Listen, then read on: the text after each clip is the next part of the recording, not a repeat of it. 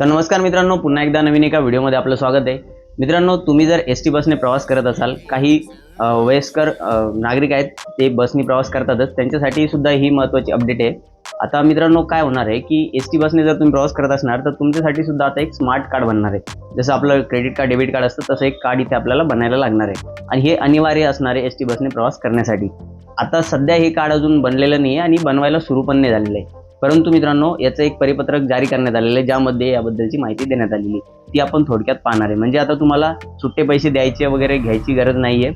फक्त त्या कार्डमध्ये एक तुम्ही रिचार्ज करायचं आणि तुम्ही प्रवास करू शकता. आता ही गोष्ट कोणासाठी थोडीशी धक्कादायक असणार आहे, जे लोक आधार कार्डवरती वय वगैरे वाढवून प्रवास करतात त्यांच्यासाठी थोडंसं हे धक्कादायक बाब आहे. आता नेमकं काय परिपत्रक आहे, त्यामध्ये काय माहिती देण्यात आलेली आहे, हे कार्ड कोणासाठी बनणार आहे, कसं तुम्हाला बनवायचं आहे, संपूर्ण माहिती आपण पाहणार आहे आजच्या व्हिडिओच्या माध्यमातून. तर चला मग व्हिडिओला सुरू करू.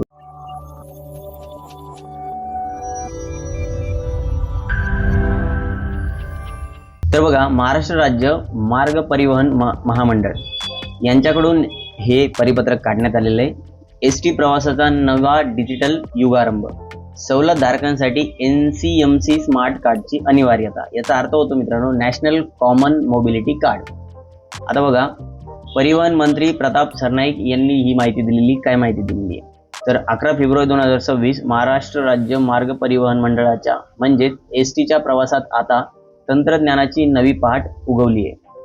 रोख व्यवहाराच्या पलीकडे जाऊन पारदर्शकता आणि सोयीस्कर सेवा देण्याच्या उद्देशाने ST महामंडळाने नॅशनल कॉमन मोबिलिटी कार्ड म्हणजेच NCMC प्रणाली लागू करण्याचा ऐतिहासिक निर्णय घेतलेला आहे. म्हणजे हा निर्णय घेण्यात आलेला आहे, फक्त आता हे कार्ड बनवणं अजून सुरू नाही झालं किंवा अनिवार्य नाही करण्यात आलं आहे आतापर्यंत, पण हे लवकरच सुरू होणार आहे अशी माहिती परिवहन मंत्री यांनी दिलेली आहे, प्रताप सरनाईक.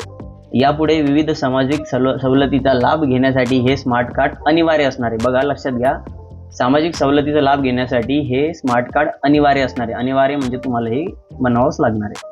आता बघा, या प्रकल्पासाठी महामंडळाने एबिक्स टेक्नॉलॉजीज लिमिटेड आणि NSDL पेमेंट बँक यांच्याशी करार केला असून लवकरच सर्व आगारामध्ये नोंदणी मोहीम सुरू होणार आहे. तर हे लवकरच मोहीम सुरू होणार आहे, हे तुम्ही लक्षात घ्या. आता बघा मित्रांनो, आता बघा हे कोणाला मिळणार आहे हे कार्ड हे पण समजून घेऊया. तर या नव्या योजनेत समाजातील विविध घटकांचा समावेश करण्यात आलेला आहे.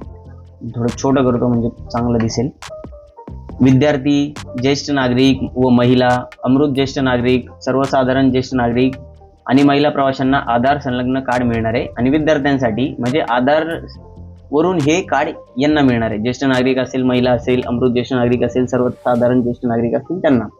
आणि विद्यार्थ्यांसाठी शालेय तांत्रिक शिक्षण घेणाऱ्या विद्यार्थ्यांना त्यांच्या सरळ क्रमांकाशी जोडलेले कार्ड दिले जाणार आहे. तर विद्यार्थ्यांसाठी थोडीशी वेगळी प्रोसेस आहे आणि बाकी सर्वांसाठी सेम प्रोसेस राहणार आहे. दिव्यांग प्रवासी असतील तर त्यांना UDID क्रमांक जोडून विशेष सुविधा असलेले कार्ड मिळणार आहे. म्हणजे त्यांच्यासाठी वेगळे विशेष सुविधा असतात. तर ज्या काही सुविधा असणार आहेत त्या तसेच राहणार आहेत, फक्त तुम्हाला कार्ड थ्रू आता ह्या सगळ्या सुविधा मिळणार आहेत. पुरस्कार्थी असतील व पत्रकार असतील, स्वातंत्र्य सैनिक असतील, अधिस्वीकृतीधारक पत्रकार आणि राज्यस्तरीय पुरस्कार विजेत्यांना विभागीय कार्यालय येथील मुख्यालय आगारामार्फत वितरण होणार आहे. तर कार्डची वैशिष्ट्य आता समजून घेऊया. कोणाला कार्ड मिळणार आहे, कोणामार्फत मिळणार हे आपण समजलो. कार्डची वैशिष्ट्य काय आहे तर बघा, किंमत सगळ्यात पहिले नवीन कार्ड 199 म्हणजे 200 रुपये विथ GST मिळणार आहे. आणि जुने स्मार्ट कार्ड जमा केल्यास 150 रुपयामध्ये पुन्हा उपलब्ध होणार. म्हणजे तुमचं जुनं कार्ड समजा काही तुम्हाला वाटलंय की आता हे नको, हे नवीन घ्यायचंय, तर तुम्हाला 150 रुपयामध्ये मिळणार आहे. म्हणजे 200 रुपये तुम्हाला खर्च होणार आहे याच्यासाठी. आता याची वॉलेटची एक मर्यादा आहे, ती आहे किमान 100 रुपये ते 50 रुपयाच्या पटीत तुम्ही रिचार्ज करू शकता. म्हणजे 50 रुपये रिचार्ज करू शकता किंवा 100 रुपये त्याच्यापेक्षा जास्त, पण मिनिमम 50 रुपये तुम्हाला करायला लागणार आहे कमीत कमी. रिचार्ज कसं करू शकता बघा, ATM मशीन असेल, अधिकृत संकेतस्थळ असतील, मोबाईल ॲप किंवा नियुक्त एजंटकडून सुद्धा सहज रिचार्ज करू शकतो आपण.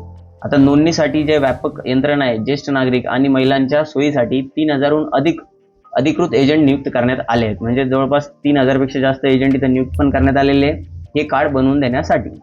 आता हे कुठं बनणार आहे तर बघा, सामान्य लोकांसाठी कुठं मिळणार आहे हे कार्ड, बस स्थानकावर नोंदणीची प्रक्रिया हे तुम्हाला बस स्टँडलाच मिळणार आहे. नोंदणीची प्रक्रिया पार पडणार असल्याने ग्रामीण भागातील प्रवाशांना मोठा दिलासा मिळणार आहे. बस स्थानकावरच याची प्रक्रिया तुम्ही पूर्ण करू शकता कार्ड बनवण्याची. आता समजून घेऊ डॉक्युमेंट्स रिलेटेड काही आहे का. तर बघा, महिला असतील, ज्येष्ठ नागरिक असतील, अमृत ज्येष्ठ नागरिक असतील, दृष्टीहीन असतील. आता बघा, हे महिला, ज्येष्ठ नागरिक, अमृत ज्येष्ठ नागरिक यांना सगळ्यांना हे आवश्यक कागदपत्र काय, फक्त आधार कार्ड लागणार आहे आणि अधिकृत एजंट थ्रू सुद्धा हे बनवले जाणार आहे. फक्त विद्यार्थी असेल किंवा इतर सर्व सवलती घेणारे जे असतील त्यांच्यासाठी फक्त एजंट थ्रू बनणार नाहीये, त्यांना बस डेपो किंवा नियंत्रित केंद्र असेल तिथूनच बनवता येणार आहे. बाकी सगळ्यांसाठी हे बस डेपोवरच बनणार आहे आणि आधार कार्ड लागणार आहे मोस्टली तुम्हाला डॉक्युमेंटमध्ये. आणि फक्त जे दृष्टीहीन असतील किंवा दिव्यांग असेल त्यांच्यासाठी वैश्विक ओळखपत्र लागणार आहेत, म्हणजे UDID कार्ड जे असतं ते लागणार आहे. आणि सवलत नसलेले जे प्रवासी त्यांना मोबाईलचा OTP थ्रू सुद्धा हे कार्ड घेऊ शकतात. तर बघा, ही एक महत्त्वपूर्ण अपडेट होती. जर तुम्ही ST बसने प्रवास करत असाल तर तुमच्यासाठी एक महत्त्वाचा व्हिडिओ होता. जर दिलेली माहिती आपल्याला आवडली असेल तर व्हिडिओला नक्की लाईक करा. आपल्या चॅनलवरती पहिल्यांदा झालेला असेल तर चॅनल नक्की सबस्क्राईब करून घ्या. भेटूया मित्रांनो नवीन माहितीसह नवीन व्हिडिओमध्ये. तोपर्यंत धन्यवाद.